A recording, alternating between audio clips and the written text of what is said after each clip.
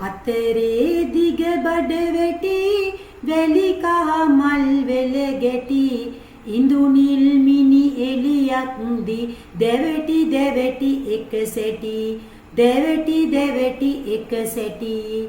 උන්න බලන්න පුතේ මේ මොකද්ද කියන්නේ? අතරේ දිග බඩ වැටි. මොකද්ද පුතේ බඩ වැටිය කියන්නේ? බඩ වැටිය කියන්නේ පුතේ ඝන පඳුරු වැට. ඔය කුඹුරු හැම වටේට ඉබේ හරි ඝනව ඔය ෆොටෝ එකේ පේන්නේ බඩ වැටියක් වගේ එකක්.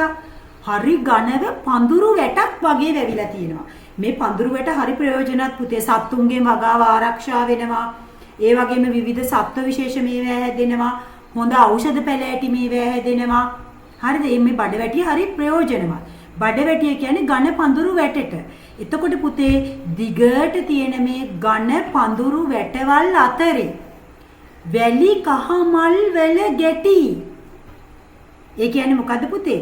කහ පාට මල් බිම වැටිලා වැලිත් එක්ක ඒවා හැප්පෙනවා.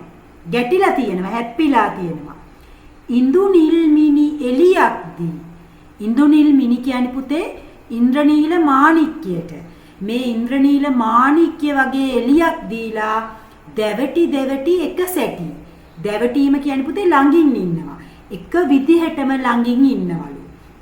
දිග ඝන පඳුරු වැටවල් අතරේ පුතේ කහ මල් වැටිලා වැලිත් එක්ක හැප්පිලා ඉන්ද්‍රනීල මැණික් වගේ එලියක් දීලා එක විදිහටම ළඟින් ඉන්නවා කියලා තමයි පුතේ මේ කවිය කියන්නේ.